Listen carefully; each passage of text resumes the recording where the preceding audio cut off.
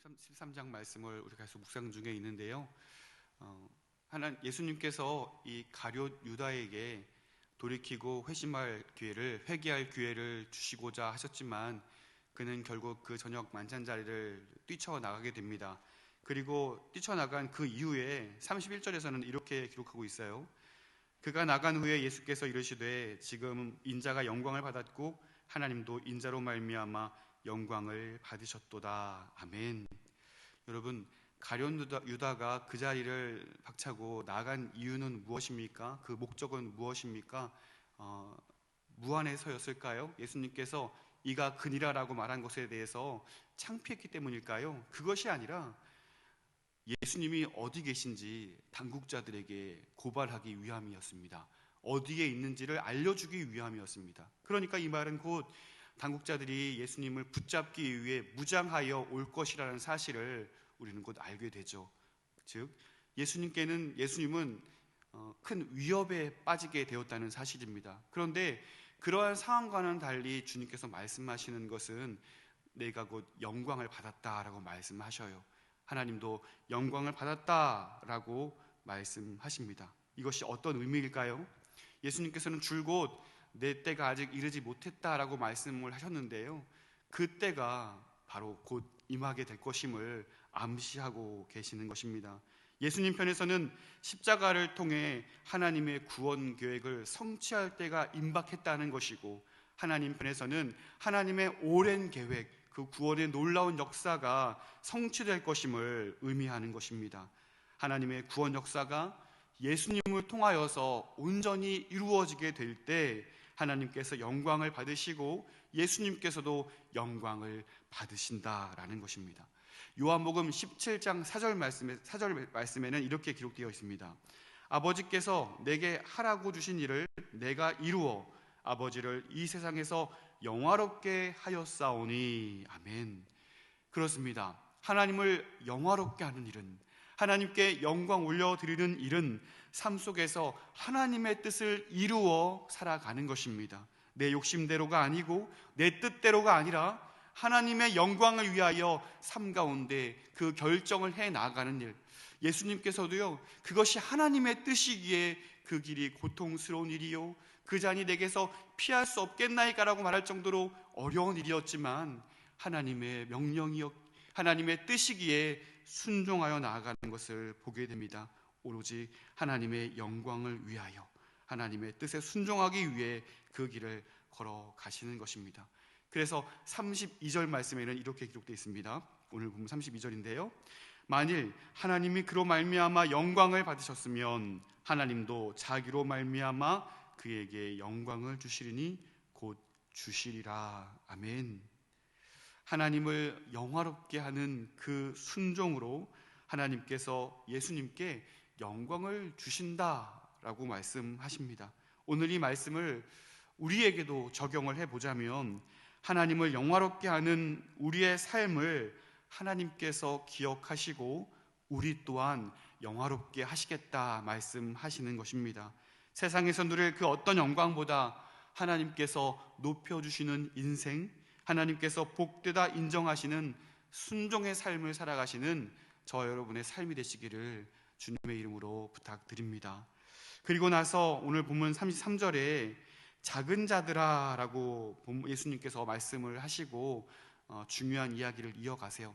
여기서 작은 자들아 라는 호칭은요, 테크니온이라는 헬라어인데요, 다른 성경에는 이 단어가 자녀들아 이렇게 번역이 됩니다. 그러니까 예수님께서 마치 임종을 눈앞에 두고 사랑하는 자녀들에게 마지막으로 정말 기억해야 될 말, 유언과도 같은 중요한 말, 이것만큼은 내 자녀들이 꼭 알아야 하는, 알고 지켜야 하는 그 중요한 말씀을 이어가고 계시는 것입니다.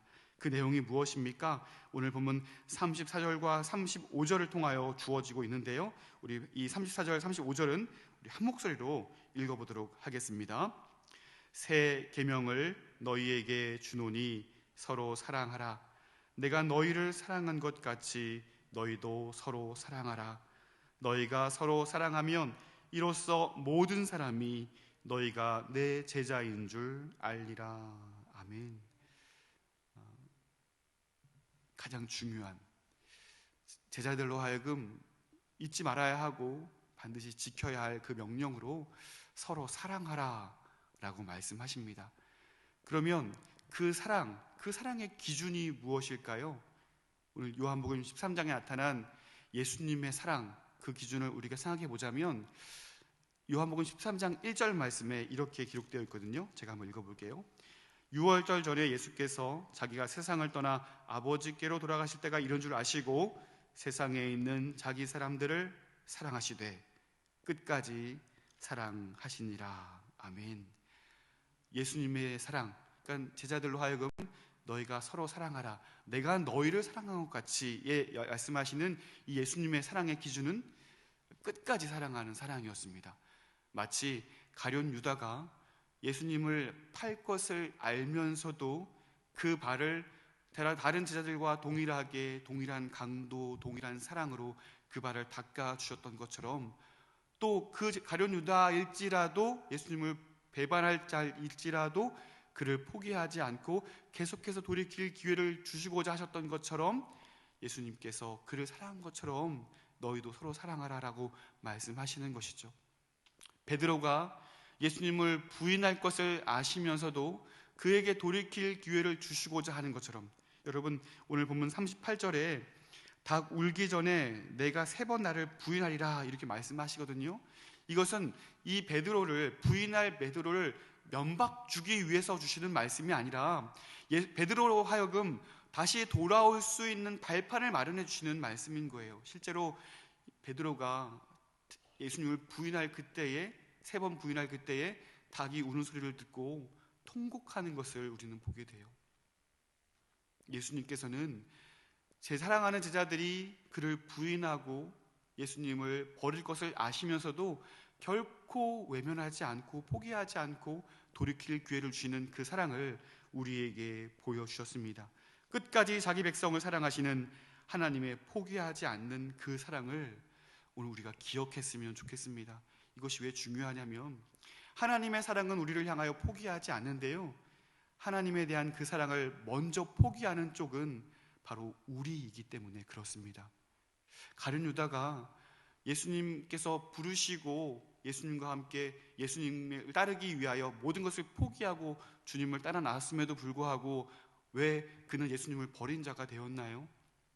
예수님보다 그가 맡고 있던 그 재물이 더욱 귀하게 여겨지던 그 순간부터 예수님보다는 그 재물을 더욱 사랑하게 되었고, 결국 예수님의 그 무거운 사랑, 그 무게에 있는 사랑은 은 30보다 가치 없게 여겨지게 되었고, 결국 그 재물을 따라 예수님을 버리는 데까지 나아가게 된 것을 우리는 보게 됩니다. 사랑하는 성도 여러분, 이 아침에 주님의 사랑이 그 어떤 것보다 가장 값지고 그 무엇으로도 바꿀 수 없는 유일한 보물이요 우리에게 참 진리인 것을 여러분 인정하시고 그렇게 신앙할 수 있게 되기를 간절히 소망합니다. 그 사랑의 무게에 감격할 수 있는 자들이 오늘 주님께서 주시는 새 계명, 서로 사랑하라는 계명을 온전히 지켜낼 줄로 믿습니다.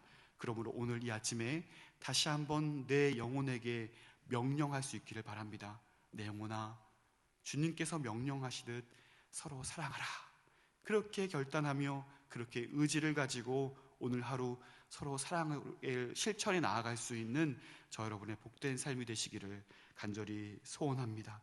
그러기 위해서, 서로 사랑하는 그 계명을 온전히 감당하기 위해서 우리는 먼저 예수님의 그 사랑의 무게를 온전히 기억해야 할 줄로 믿습니다.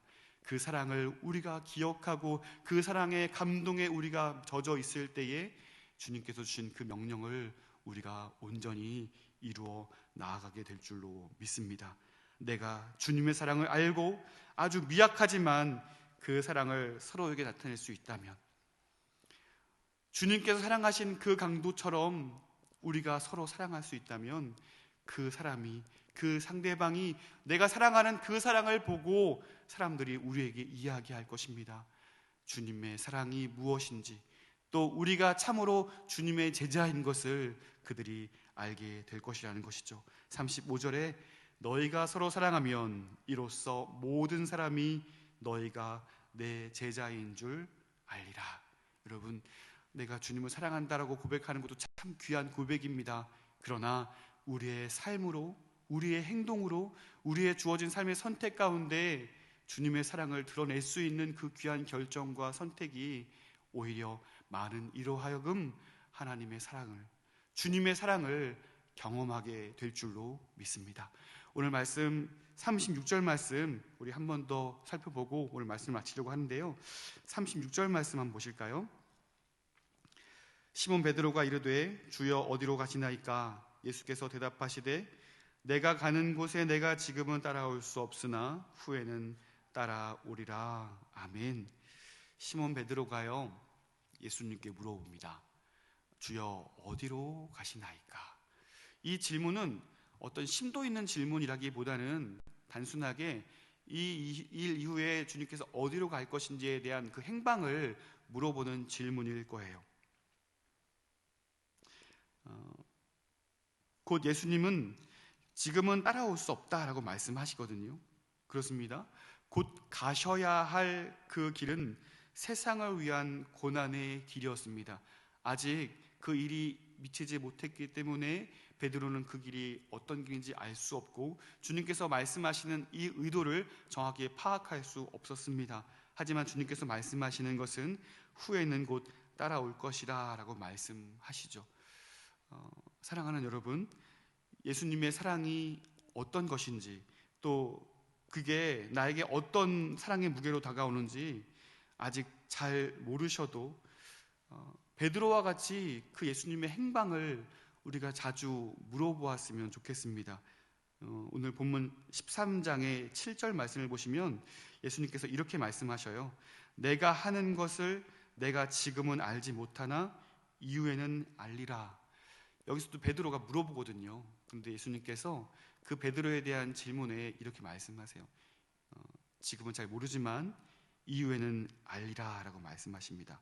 여기서 알다라는 단어가 2번 나오거든요. 지금은 알지 못하나에서 나오는 이 알다라는 단어는 오이다스라는 단어예요. 여기서는 지성적인 이해, 그러니까 이해하다 정도의 수준인 거예요. 머리로서 이해하는 정도의 수준의 알다, 오이다스라는 단어가 그렇거든요. 그런데 이후에는 내가 알리라라는 이 알다라는 단어는 앞서 말한 오이다스라는 단어가 아니라 기노스코라는 헬라 언어로 사용되어 있습니다. 이 기노스코라는 단어는 오이다스처럼 어떤 지식적인 알미에서 그치는 수준이 아니라 체험적인 알미예요. 우리가 누군가와 깊은 관계 속에서 대화를 하면서 그 사람을 알고 아는 그런 경험적인 알을 이야기하고 있는 것이죠. 그래서 그 베드로가 아직까지는 알지 못했지만 이후에는 주를 위해 목숨도 버리겠다 호언장담하지만 그는 예수님의 말씀대로 3번이나 주님을 부인하지만 이후에 부활의 주님을 만나게 되었고 그제서야 약속한 성령께서 그에게 임하시자 이제 그가 예수님에 대한 알문 오이다스가 아니라 기노스코, 그 예수님의 사랑의 무게가 어떠한지를 그때서야 알게 되었고 예수님께서 말씀하신 그 의미와 그 무게를 그가 알게 되는 거예요. 그래서 그가 만나는 모든 이에게 가장 먼저 자랑하는 것은 바로 예수님이었다는 것이죠. 내게 은과 금은 없거니와 내게 있는 이것으로 내게 말하노니 나사렛 예수 그리스도의 이름으로 일어나 걸어라 라고 말하는 것처럼 그에게 있어서 가장 중요한 것, 가장 값진 것은 바로 예수 그리스도가 되었다는 거예요. 왜 그렇게 될 수 있었을까요? 그가 이제 예수님에 대해 아는 것은 오이다스가 아니요 기노스코, 체험적인 알므로, 경험적인 알므로 이제 그 예수 그리스도의 사랑의 무게가 어떤 것인지 알게 되었기에 예수의 놀라운 제자로, 사도로 귀한 사명을 감당하게 되었던 것을 우리는 보게 되는 것입니다. 사랑하는 성도 여러분, 오늘 이 말씀 우리가 기억하면서 오늘 우리가 살아가는 삶에 있어서 다 이해할 수 없고 이 상황이 왜 내게 왔는지 우리가 해석할 수 없는 시간들을 우리가 보낼 때가 있습니다. 우리가 그럴 때 주님께 물어보았으면 좋겠어요. 주여 어디로 가시나이까? 주여 내가 걷고 있는 이 길이 맞는 길인지요? 내가 과연 이 길에서 주님과 동행하고 있는지요? 주님 내게 알려주십시오. 우리가 그렇게 물어보았으면 좋겠어요. 다 이해할 수 없고 다 예측할 수 없지만 우리가 주님과 동행하는 그것으로 인하여서 이제 주와 동행하는 그 믿음의 여정을 통하여 우리는 주님을 오이다스가 아니요 기노스코로 온전히 이해하게 될 줄로 믿습니다. 온전히 아는 삶, 주님과 동행하여서 주님께서 원하시는 그 믿음의 삶으로 인하여 다 이해할 수 없다 할지라도 주님과 동행하는 그것으로 인하여 주님의 그 사랑의 무게가 무엇인지를 알고 그 깊이를 알고 이제 주님의 제자답게 이 삶을 믿음으로 행진해 나아가게 될 줄로 믿습니다. 그러므로 그 믿음의 삶을 통하여 우리에게 주어지는 것은 무엇인가요? 하나님을 영화롭게 함은 물론이요, 주님께서 우리의 삶을 영화롭게 하고 우리를 영광스럽게 하시겠다는 것, 그리고 그 믿음의 삶, 순종의 삶을 통하여 하나님을 알지 못하는 많은 사람들이 하나님의 살아계심을 온전히 인정케 되고 너희야말로 주님의 참 제자라고 우리에게 인정하게 될 줄로 믿습니다. 오늘 이 아침 이 말씀을 우리가 묵상하며 오늘 하루 어떤 삶을 살아가시겠습니까? 오늘 우리에게 마주하게 될 많은 사건들, 만나게 될 많은 사람들, 그 모든 상황들을 통해서 온전히 주님을 드러내는, 내가 너희를 사랑한 것처럼 너희도 사랑하라라고 명령하신 그 세 계명을 온전히 순종하여 살아가게 되는 저와 여러분의 복된 삶이 되시기를 주님의 이름으로 축원드립니다. 기도하겠습니다.